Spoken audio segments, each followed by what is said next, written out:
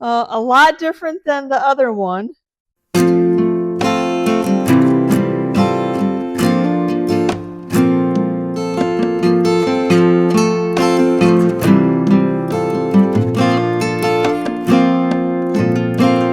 So my sweet husband cut some plywood, went to Home Depot, got like the nicest sheet of plywood that he could find.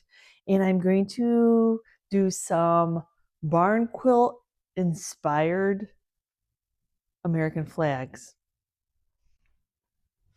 Well, first we got to cut it and then we got to paint it and then we can make it pretty and make it and transform it into one of the flags. So let's see if I can recreate an image I saw in somebody's booth at the Midland Flea Market. I am just using what is in my stash of paints. And I have this half-gallon of Kills paint and primer. It's an interior and an exterior. Like I said, I don't know. You never know if somebody's going to use something outdoors, and I'm just getting the paint just getting the paint on. I know, probably put it in a paint tray, but this is just as easy. But going to paint the whole thing, both sides, the edges, everything to protect, especially when it comes to, you know, plywood. If it gets in between those sheets, it'll start breaking down. So we need to make sure that we're going to seal those edges in.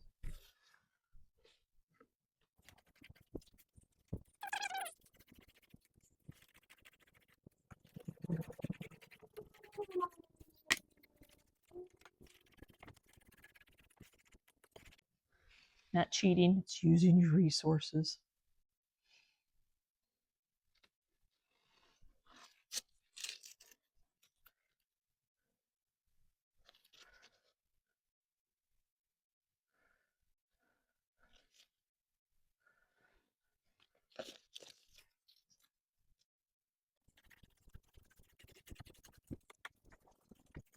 Hopefully this is going to be very simple. So I purchased, this is a 12 by 12 barn quilt stencil from Amazon. They are like minimal, y'all. Shipping's a little bit long, but they're minimal. And then this is a 6-inch. So he cut these two by 3 so that I should be able to center this in the corner. I can make some stripes with these. So I think this is going to be a very cool project. Very simple, actually. So I'm going to tape this in place and we're going to start putting some paint on here. Of course, we're doing red and blue. So just going to tape. For this project, since I'm doing 3, I have blue iris, which is very bright, and then I have the bohemian blue that I've been using all patriotic season that I've been making. So I'm going to kind of switch back and forth and see which I like. So I'm going to be using some rollers to roll it on. We have to do a dry. This is the same roller I used for the white, so I need a wet wipe.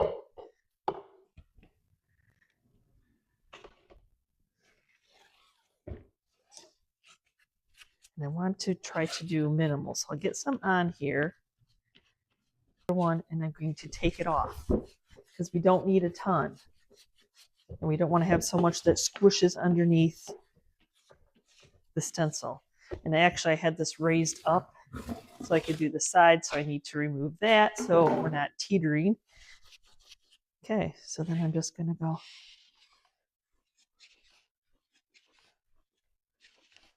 It's better to go over it multiple times with lightness than it is to go over and have a whole bunch of paint and then have it squish underneath.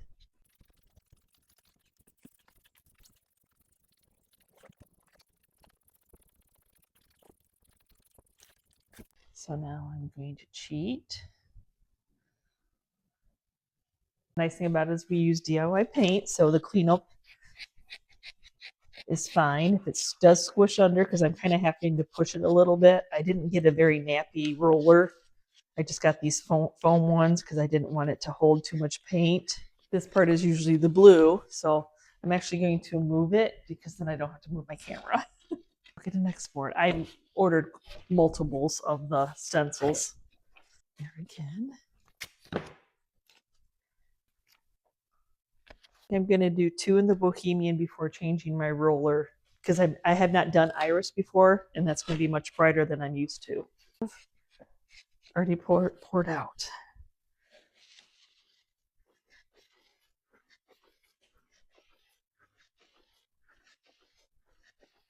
And if you don't want it to be completely dark, just roll it over like that.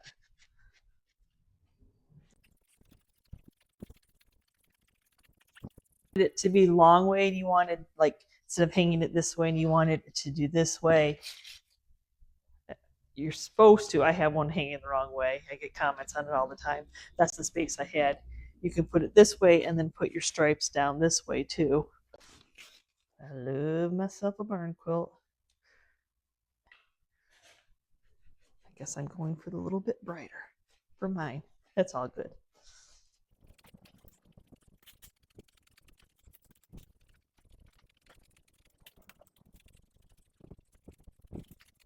I'm going to actually move my tape. I know you think, why didn't you do that in the first place?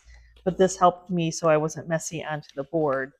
But to keep everything square and kind of centered, I'm just going to move my tape down to hold this corner on.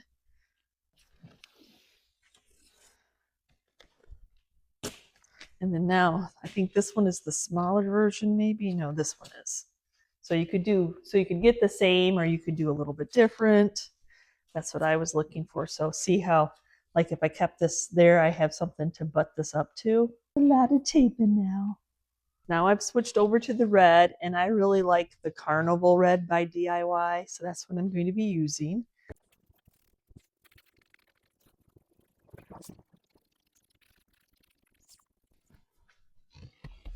Okay, I think we're dry.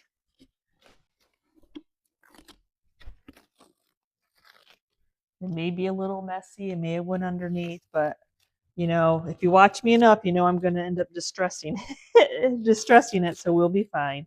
So I'm going to take one of these other ones that I purchased.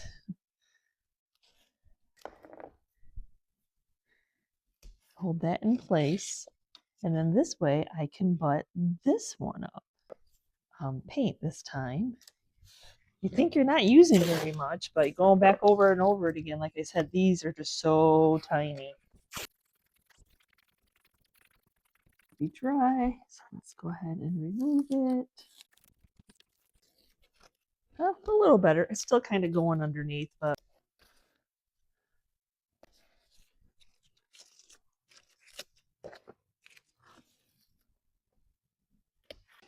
I'm going to take this one off because I'm going to tape this one into place because I only have 3, so I can't I can't keep going. I'm going to try a stencil brush to see if it doesn't go under as much. Roller, but if this works out better, then this is what we'll do. If it doesn't make a difference because the lines are so short, see what it looks like. I need that one to stay there though for right now. I think it's still here or there. It still has a little bit of bleed under. Like I said, it's just so thin. That's just all there is to it. Once you distress it, it should be fine. But now I should be able to line this up with the bottom of this one, and then the side of this one. Okay, now we're down.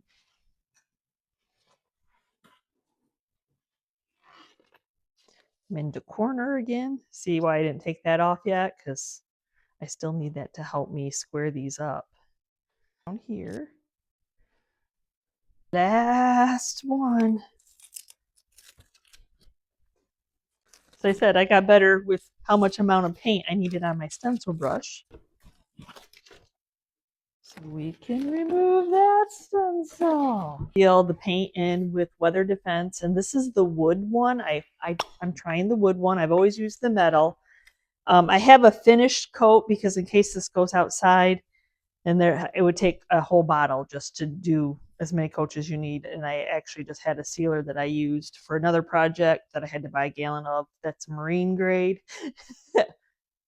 marina grade, marine, water for water. So, well, I'm going to spray this though to seal the paint in before I distress it. I have not used the wood one before. It comes out a lot different than the other one. I'm just going to leave it alone. I was expecting the fine mist of the metal one, but it definitely has like a texture to it. But leave it alone because I would just smear my paint. So everything's a process. But I need to move on to the next project and have this dry. Washed off my stencil. Just going to go ahead and butt that right up. Same carnival red.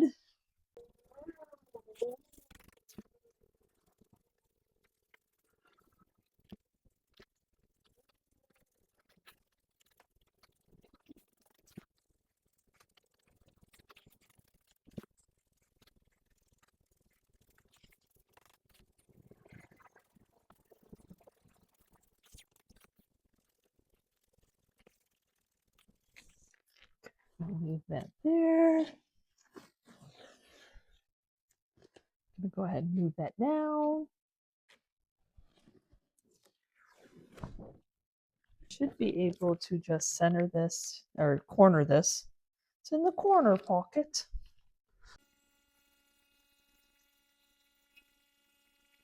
Should be able to bump it right up to that top one.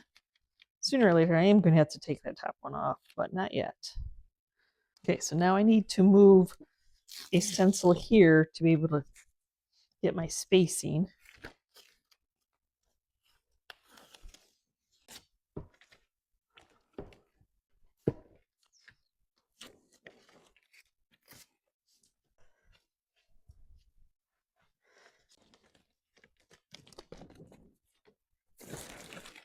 I could use a third one, but I'm going to go ahead and use this shorter one because I don't want to remove it from the other one. Just something to bump it against. So I have my spacing. That it's all about the spacing, so.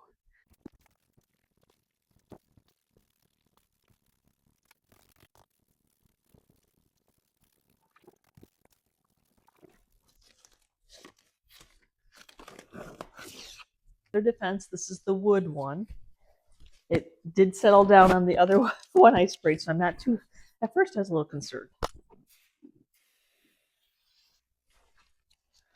Moving my tape.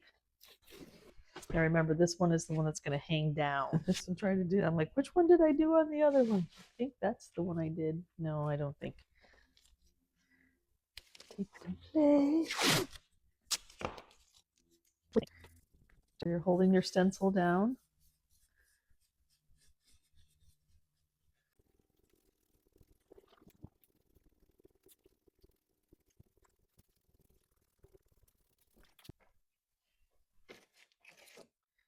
Here we go again.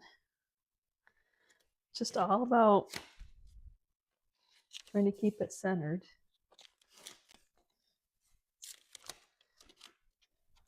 I think I'm going to cheat, and I'm going to use the bigger one, then I don't have to keep doing that multiple times. You just need something as a guideline, and the big stencil works too.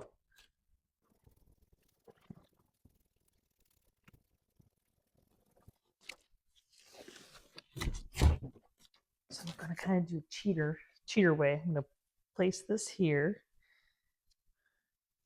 That way I don't have to move that.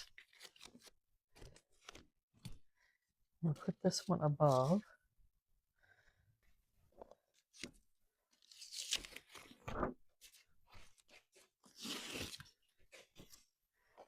Let's center this one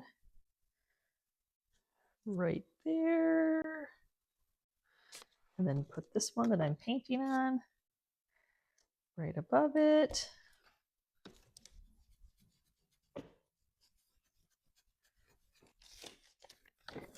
So now I'm going to take this one. I have a corner.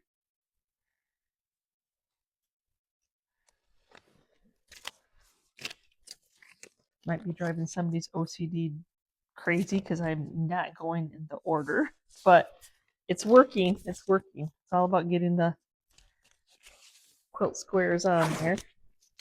Okay, looks like a hot mess. I don't think it is. I don't. I think it's just fine. There.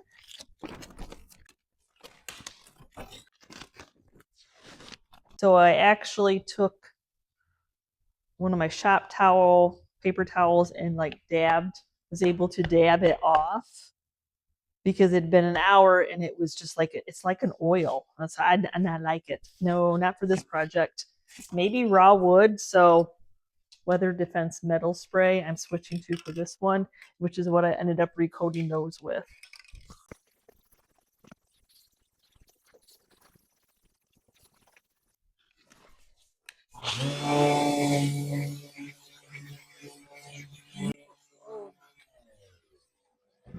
Boop, boop, boop, boop, boop. You know when you know, you're like, oh, that is still, it's probably still that wood. Darn it all. Don't you hate when you regret something you use because you got to test it out sometime. But yeah, it's not.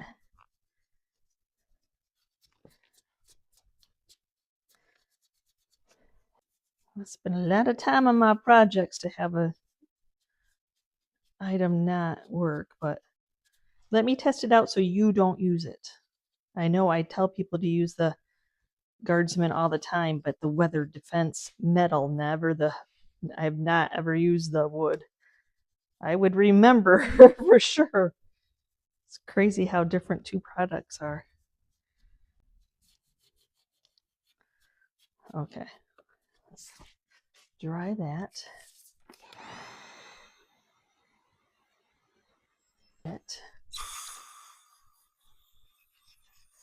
Now I bought this for another project that I was doing for an outdoor sign, and look at how much I have left. So you know what? I'm going to go ahead and seal this in with at least one coat before trying to sand it and see if that seals the paint in over that wood protector.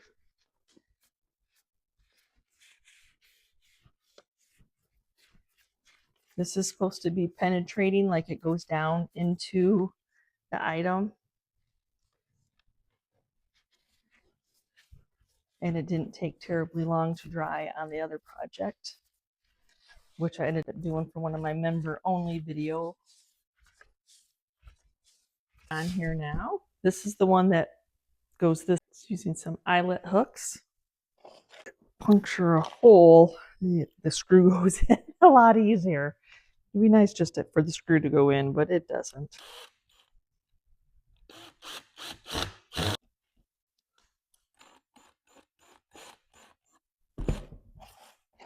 17 gauge wire, which is not terribly heavy. But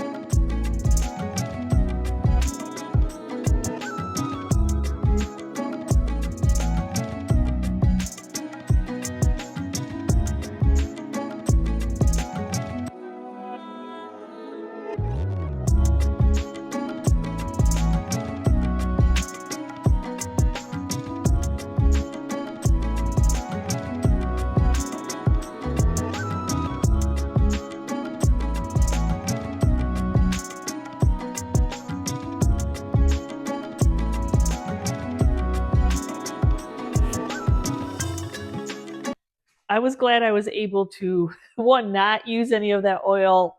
Why come in a spray bottle if you are a oil?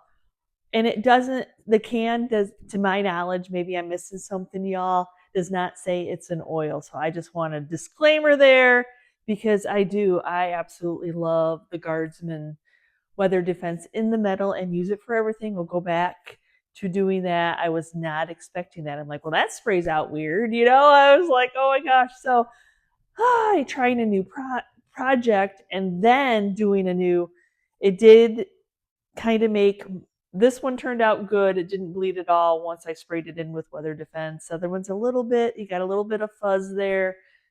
It is what it is. So, I'm going to do every trial and error for you all. I guess I could edit it out, but that's not me. I don't want to steer anybody down, especially since I had somebody message me about it not drying. And I'm like, oh, it always dries for me. I think they must have had the wood one. That is exactly what I'm like. It reminds me, there's this little reel, and it's I think it's a Himalayan cat. It's all nice and fluffy, and this is the one that sits on its tail. And it said, if not friendly, why fun shape? If not a spray, why are you in a spray can? It just says it's a protector. But anyway, y'all. So I hope you enjoyed today's project. I love learning new things. I absolutely love these. I will probably make some more of them. Won't be using that one sealer, but those were so fun. And it seemed like it was time consuming, maybe, but it's really not. I mean, once you get the placement of where you need to put all your little squares, it's minimal. Oh my gosh. It's just, and the one that I saw was actually like a mass produced, like a, big box one from some kind of manufacturer. So being able to make a homemade one, oh my gosh, I love it. I love it. So thank you so much for hanging with me through all my trials and errors of things that I do, you all. We will see you next time, and you can see what I'm creating. Bye.